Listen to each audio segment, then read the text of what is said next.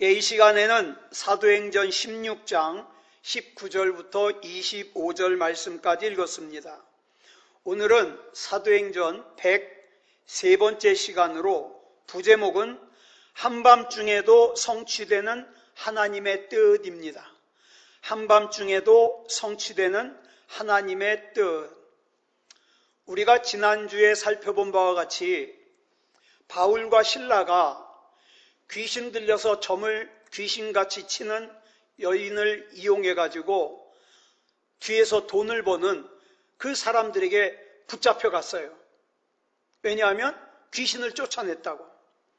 그래서 어디로 끌고 갔느냐? 아고라라 그래가지고 여기는 장사꾼들이 장사도 하는 곳이고 때로는 재판도 하는 곳이에요. 이곳에 끌려가서 앞에 섰는데 군중들이 일제히 일어나 바울과 실라를 공격했다 그랬습니다. 빌립보의 집정관들은 바울과 실라에게 심한 매질을 한 후에 감옥에 가두라 그랬어요.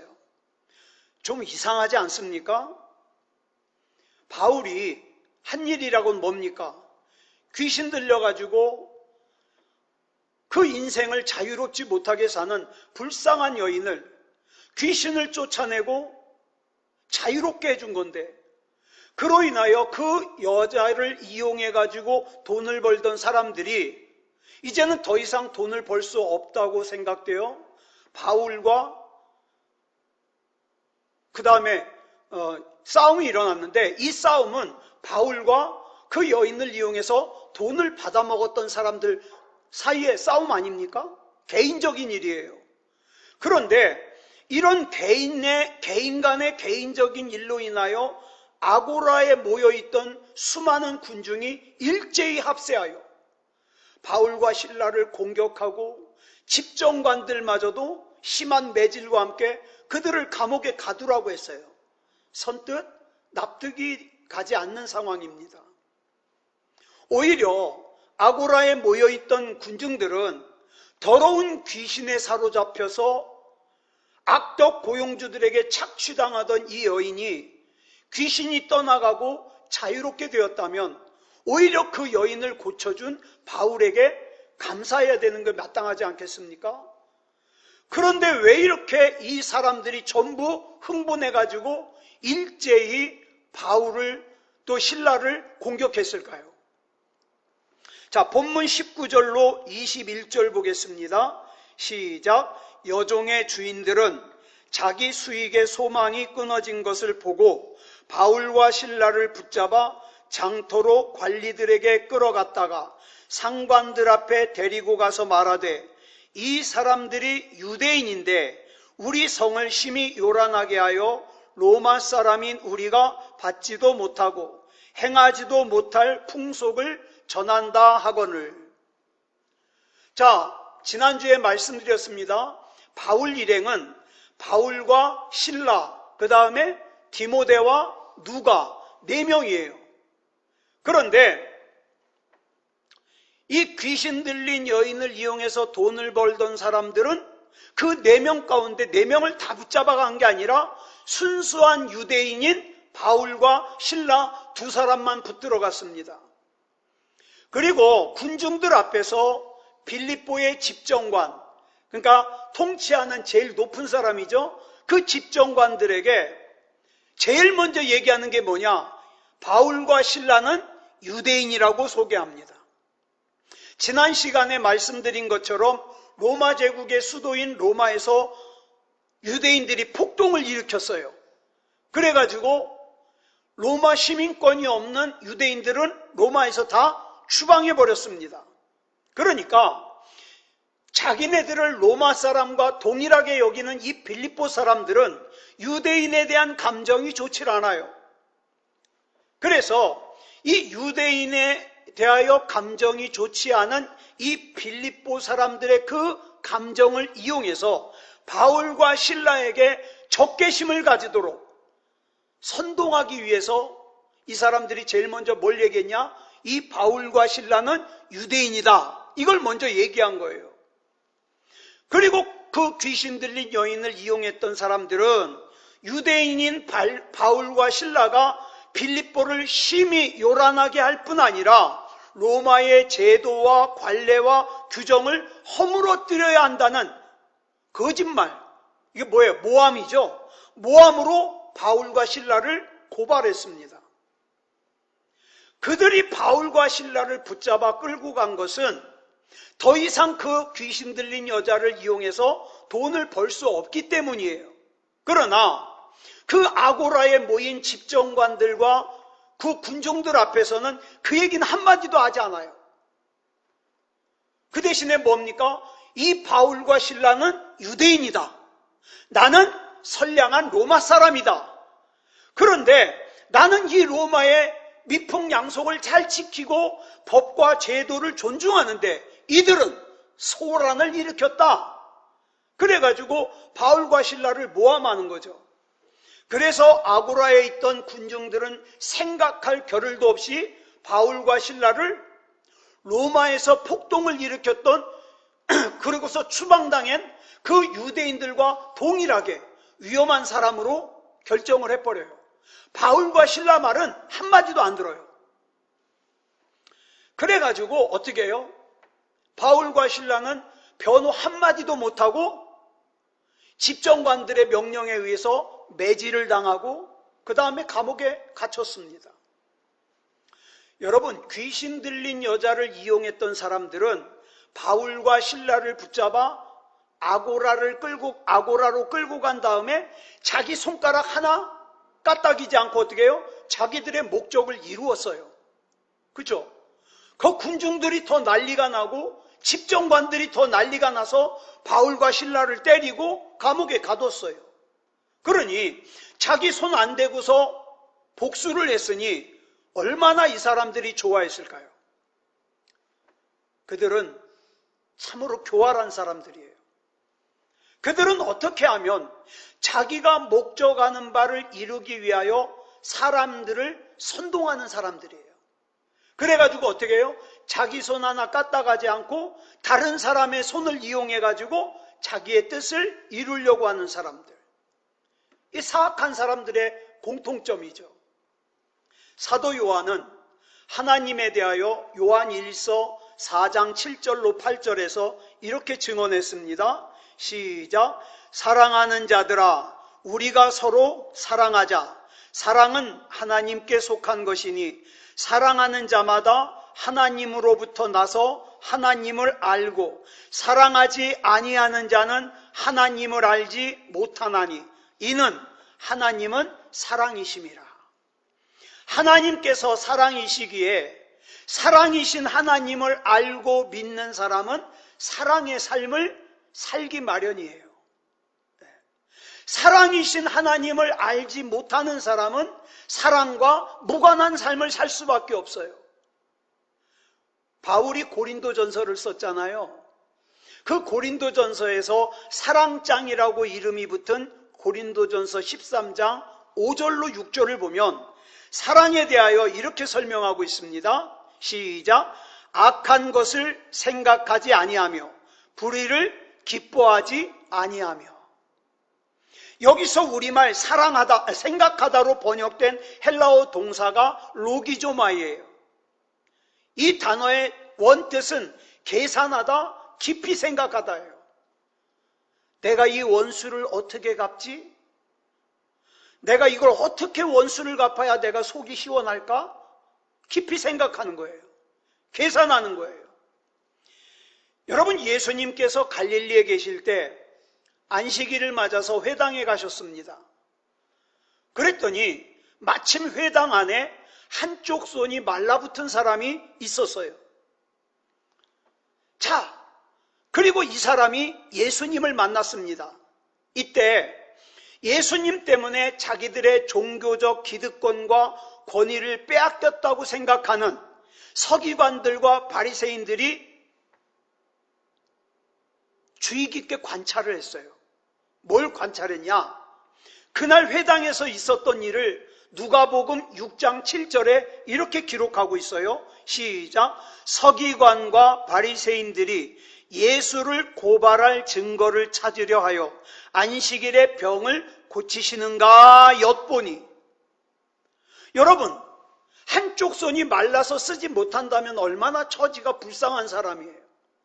그런데 서기관들과 바리새인들의 관심은 이 한쪽 손을 못 쓰는 이 사람의 그 딱한 처지에는 관심이 없어요. 그럼 어디에 관심이 있어요? 자기 눈에 가시 같은 예수님을 어떻게 고발할 빌미를 잡을까? 여기에 관심이 있는 거예요.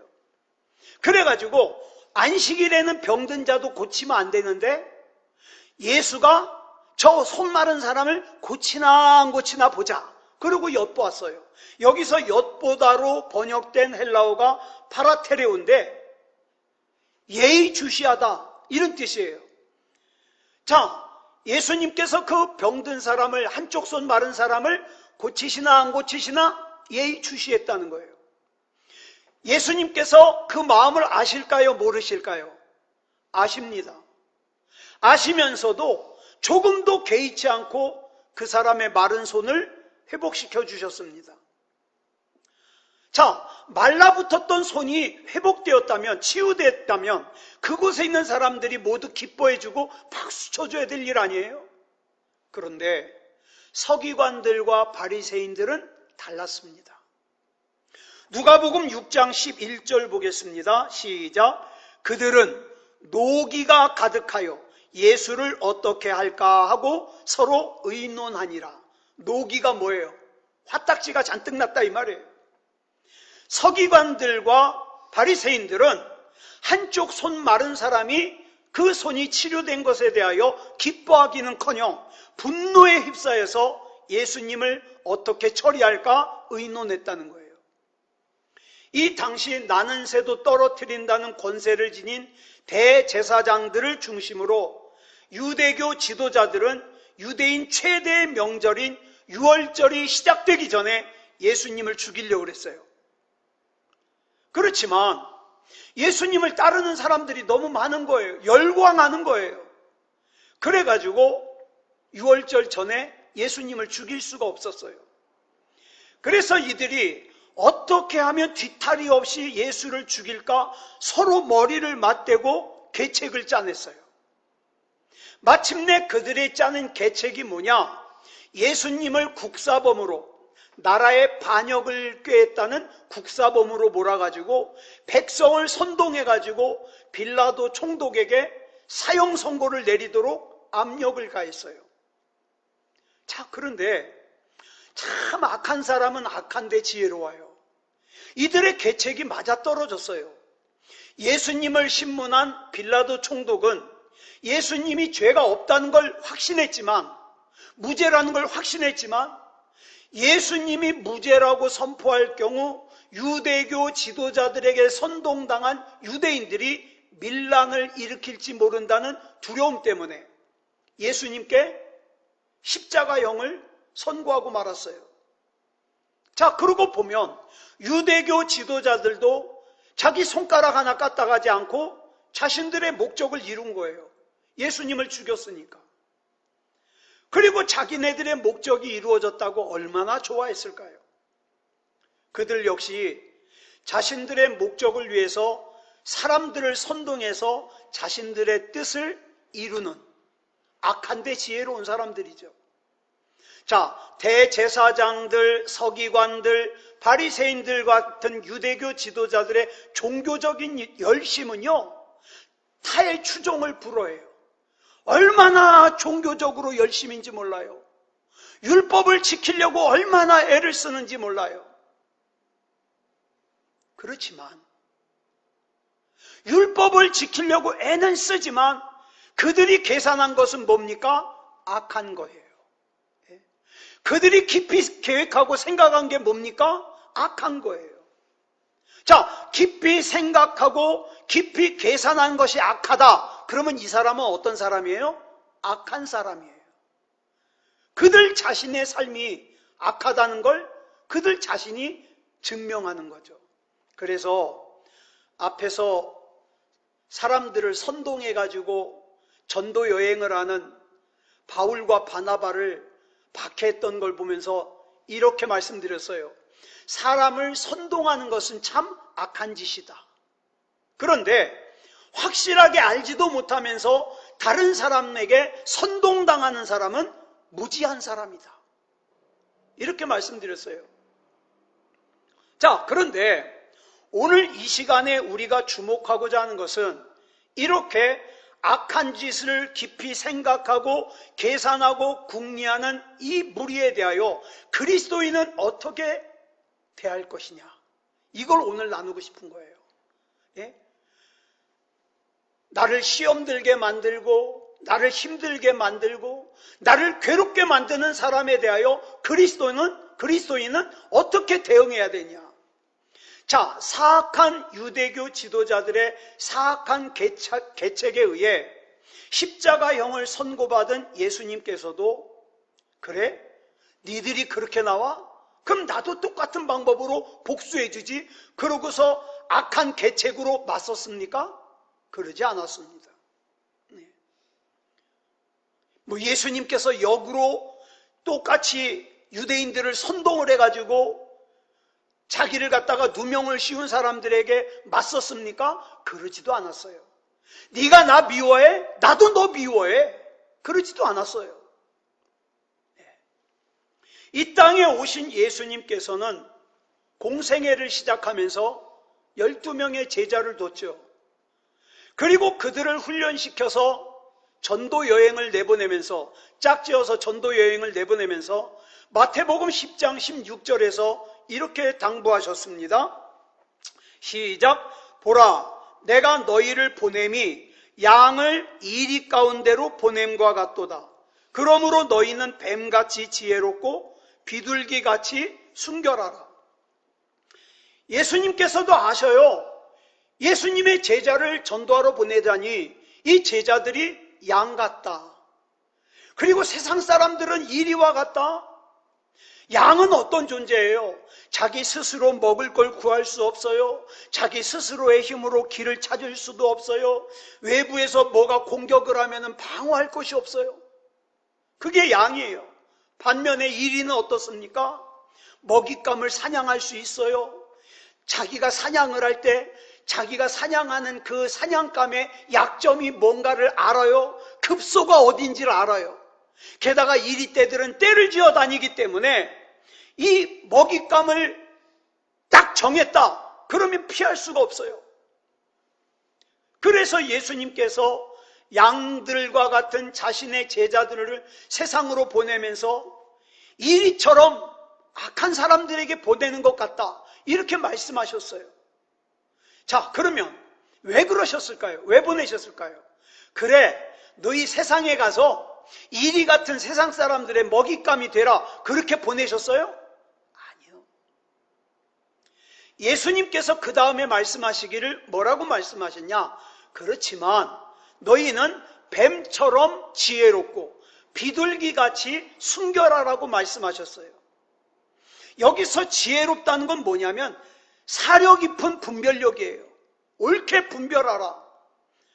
힘들지, 어렵지, 하나님의 말씀의 토대 위에 서서 하나님의 말씀을 옳게 분별하고 내가 제자로서, 내가 그리스도인으로서 해야 될 일이 뭔지, 하지 말아야 될 일이 뭔지 슬기롭게 분별하라 이 말이에요. 이것이 뭐다? 생각하다. 그리고 순결하다는 것은 하나님에 대하여 순전한 마음을 가지라는 거예요. 예? 그렇다면 양이 어떻게 해야 이리를 이길 수 있을까요? 여러분, 양은 절대로 이리 못 이겨요. 그럼에도 불구하고 예수님께서 제자들에게 뱀 같은 지혜와 비둘기 같은 순결을 요구하신 것은 너희가 비록 양일지라도 이리가 너를 공격하면 똑같은 방법으로 맞서지 말고 너희들은 하나님의 말씀에 뿌리를 두고 네 믿음의 순결을 지키며 예수님께서 친히 너희의 목자가 되셔서 예수님께서 친히 불의한 세상, 악한 세상을 이기게 하심을 지켜보라 이 말이에요. 여러분, 저와 여러분은 저와 여러분을 섭섭하게 한 사람에 대하여 직접 싸울 필요 없어요. 내 목자가 있잖아요. 내 목자가. 나는 뭐만 하면 돼요? 하나님의 말씀이 지금 나에게 뭐라고 말씀하시는가? 이것만 분별하면 돼요. 예? 자, 본문 22절 보겠습니다. 시작. 무리가 일제히 일어나 고발하니 상관들이 옷을 찢어벗기고 매로 치라 하여. 여기서 우리말 상관으로 번역된 헬라어가 스트라테고스인데 이건 빌립보의 최고 지도자를 뜻해요. 집정관. 그 집정관들 역시 유대인에 대한 안 좋은 선입견이 있어요. 그래서 어떻게 했어요? 정당한 법적 절차도 거치지 않고 두들겨 패고 감옥에 가둬버렸어요. 네. 요즘에는 학교에서 선생님이 애들 못 때리잖아요. 제가 중학교, 고등학교 때까지만 해도 선생님들에게 엄청 맞았어요. 네. 단체 기합을 하면은 이 남자애들은 어떻게 때리냐? 대걸레자루로 때려요. 그러면 그 자리가 이렇게 나중에는 까맣게 멍들어요. 예? 시험 성적이 떨어지잖아요. 그러면 떨어진 개수만큼 맞아요. 예? 숙제 안 해와도 맞아요. 수업 시간에 졸아도 맞아요. 아니, 남학생들은 얼마나 많이 맞는지 몰라요. 자, 그런데 여기서 이 바울과 실라를 때리면서 어떻게 때렸어요? 옷을 찢어 벗기고. 왜? 이 옷이 아무것도 아닌 것 같아도 이 옷 위로 매를 맞으면 이 옷이 완충작용을 해서 좀 덜 아파요. 그러니까 어떻게 해요? 이 옷을 찢어 벗기고 어떻게 해요? 때렸어요. 또 이런 것이 있잖아요. 물볼기. 물을 뿌리고서 곤장을 치면 이 곤장이 가서 붙어버려요. 얼마나 아플까요? 자, 본문 23절 보겠습니다. 시작. 많이 친 후에 옥에 가두고 간수에게 명하여 든든히 지키라 하니. 이 집정관의 명령에 따라 형리들은 바울과 실라에게 매질을 많이 했어요. 왜 많이라고 썼냐 하면 여러분 아시는 바와 같이 신명기 25장 3절을 보면 태형, 즉 사람을 때리는 형벌을 가할 때에는 40대 이상 못 때려요. 왜냐하면 감정에 따라서 무제한으로 막 때리다가 맞아 죽으니까. 아무리 죄를 졌어도 40대 이상 넘어가면 안 돼요. 그런데 본문 23절에서 만이라고 쓴 것은 이 바울과 실라가 40대 이상 되는 매를 맞았다는 거예요. 그리고 그걸로 끝난 게 아니에요. 이 집정관은 맨몸으로 심한 매질을 당한 바울과 실라를 감옥에 가둔 뒤에 감옥의 간수에게 철저히 지키라고 당부해요. 자, 본문 24절 보겠습니다. 시작. 그가 이러한 명령을 받아 그들을 깊은 옥에 가두고 그 발을 착고에 든든히 채웠더니. 이 집정관의 명령을 받은 간수는 바울과 실라를 깊은 감옥에 가두었어요. 일반적으로 로마 제국의 감옥은 복도를 사이에 두고 한쪽은 창문이 있는 감옥이고 한쪽은 창문이 없어요. 그런 다음에 또 어떤 감옥이 있냐? 지하 감옥이 있어요. 이 세 종류의 감옥이 있어요. 그런데 여기서 깊은 곳에 라는 걸 봐가지고 이 바울과 실라는 어디에 갇혔냐? 지하 감옥에 갇혔다는 걸 알 수 있어요.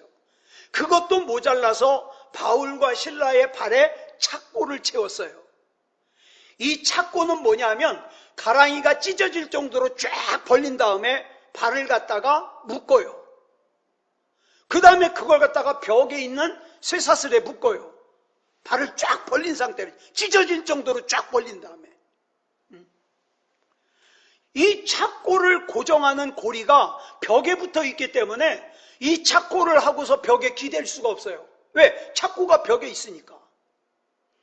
그러면 누우면 좋겠는데 누우면 엄청나게 맞은 그 상처가 아파요. 그래서 바울과 실라는 착고를 찬 채로 감옥 바닥에 누울 수도 없고 벽에 기댈 수도 없는 그런 상황이에요. 그런 상황 속에서 본문 25절을 보면 뭐라고 시작하느냐? 한밤중에 이렇게 시작해요. 한밤중에. 저는 이 말씀을 참 좋아해요. 한밤중에. 한밤중이 언제입니까? 하루 중에서 가장 어두운 시간이에요. 그래서 우리는 한밤중을 절망을 상징한다고도 하죠. 지금 바울과 실라는 한밤중을 만났습니다. 여러분 보세요. 바울과 실라가 빌립보에서 도둑질을 했습니까? 사기를 쳤습니까? 누구를 때리기를 했습니까? 바울은 단지 더러운 귀신에 사로잡힌 채 악한 고용주들에게 착취당하고 있던 불쌍한 빌립보 여인에게서 귀신을 쫓아내준 것밖에 없어요. 이것은 빌립보를 통치하는 사람에게 상 받을 일이지 결코 비난받거나 고발당할 일이 아니에요. 그럼에도 불구하고 바울과 실라는 재판도 받지 못한 채, 변호 한마디 하지 못한 채 맨몸으로 헤아릴 수 없이 많이 맞았어요. 그것도 모자라서 피 하나 들어오지 않는 지하 감옥에 두 발은 가랭이가 찢어질 정도로 벌린 상태에서 착고에 매여가지고 벽에 기댈 수도 없고 그렇다고 등 뒤로 누울 수도 없는 그런 상태에 갇히게 돼 있죠. 그런 상태에서 바울과 실라는 한밤중을 만났습니다. 그렇다면 이 한밤중이야말로 절망의 한밤중이라고 할 수 있어요. 그러면 이 절망의 한밤중에 바울과 실라는 뭐 했을까요? 본문 25절 처음부터 읽겠습니다. 시작. 한밤중에 바울과 실라가 기도하고 하나님을 찬송하며 죄수들이 듣더라. 아멘.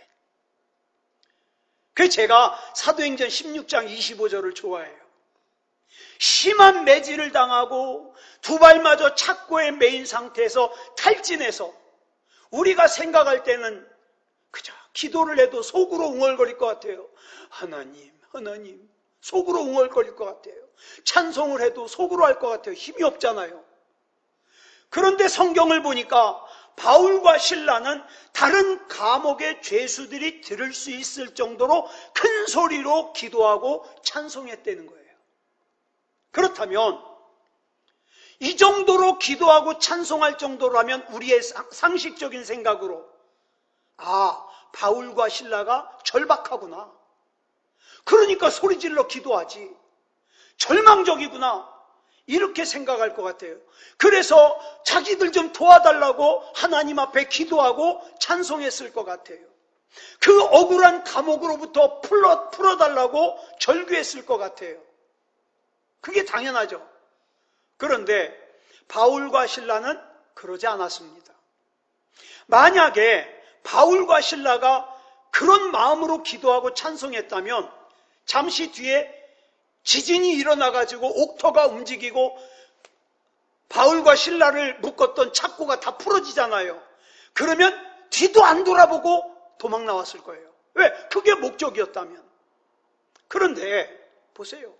감옥의 문이 열리고 착고가 풀렸음에도 불구하고 바울과 실라는 감옥에서 안 나갔어요. 감옥 속에 그대로 있어요.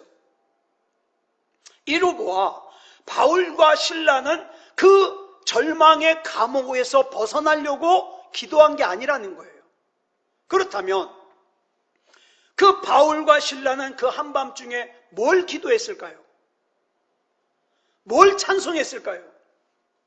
두말할 것도 없이 그 절망적인 한밤중의 감옥 속에서도 바울과 실라는 자신들을 통하여 하나님의 뜻이 이루어지게 해달라고 기도한 거예요. 그 결과 우리가 잘 아는 바와 같이 이 간수가 죄인을 놓치면요 사형당해요. 그러니까 이 간수가 무서워가지고 자살하려고, 내가 붙잡혀 죽느니 차라리 내 손으로 죽지, 그러고 자살하려고 그러는데 멈추라 그러잖아요. 우리 여기 그대로 있다고. 그래서 바울과 실라를 잘못이 없음에도 감옥까지, 지하 감옥까지 보낸 하나님의 뜻이 뭐냐? 그 간수와 그의 가족을 구원하시려고. 이게 하나님의 섭리라는 거죠. 그러니 또 한번 보세요. 바울이 옛날에 자기가 귀하게 여겼던 것을 배설물처럼 여겼잖아요. 그 중에 하나가 뭐예요? 로마 시민권이에요. 로마 시민권은 그 당시에 대단한 거예요. 그런데 예수님을 만난 바울은 그걸 배설물처럼 여겼어요. 그런데 자기가 배설물처럼 여겼던 그 로마 시민권이 하나님의 복음을 전하는데 중요하게 쓰임받을 수 있구나. 이걸 여기서 깨달아요. 만약에 바울과 실라가 그 절망적인 한밤중에 감옥에서 단지 벗어나는 것만이 목적이고 그것만을 위해서 기도했다면, 자신들이 억울하게 재판도 없이 그렇게 매질을 당하고 감옥에 갇히고 두 발에는 착고에 묶인 채 감옥에 갇힌 사실을 하나님께 얘기했다면 이건 하나님을 못 믿는 거예요. 여러분, 하나님께서 바울이 억울하게 맞는 거 알까요, 모를까요? 아셔요. 재판도 없이 감옥에 갇힌 거 아셔요, 모르셔요? 아셔요. 아심에 만약에 하나님이 그걸 몰랐다, 그러면 그런 하나님이라면 믿을 필요가 없죠. 만약에 바울과 실라가 억울합니다, 하나님 나 좀 구해주세요, 그러면 하나님이 모른다는 뜻이 되잖아요. 바울과 실라가 불신앙이 되는 거예요. 그런데 우리가 믿는 하나님은 어떤 하나님이에요? 내 사정 나보다 더 잘 아시는 하나님이에요. 내가 얼마나 아픈지, 내가 얼마나 힘든지, 내가 얼마나 억울한지, 내가 얼마나 답답한지 나보다 더 잘 아시는 하나님이에요. 지금도 나를 보고 계시고, 지금도 나를 알고 계시고, 지금도 나와 함께 계시는 하나님이세요. 자, 그 하나님께서 앞에서 어떤 일이 있었어요? 두 번째 전도 여행을 하기 위해서 안디옥을 출발했는데 튀르키예 대륙의 서부 지역에서 복음을 전하려고 가려고 그러는데 성령이 막아요. 그래서 그럼 돌아가지고 지금의 터키죠, 튀르키예, 거기서 복음을 전하겠다고 방향을 돌리려니까 예수님이 막아요. 자, 우리 같으면 어떻게 해요? 하나님, 이게 좋은 일 아닙니까? 아니, 전도하는 게 좋은 일인데 왜 막으세요? 그럴 법도 해요. 그런데 바울은 고집을 부리지 않았어요. 자기의 앞길이 막히면 막히는 대로, 자기가 처음에 계획했던 길이 아니면 우리 주님께서 가게 하시는 길로 가는 거예요. 그 상황을 받아들이는 거예요. 왜? 하나님의 뜻이 있을 거니까.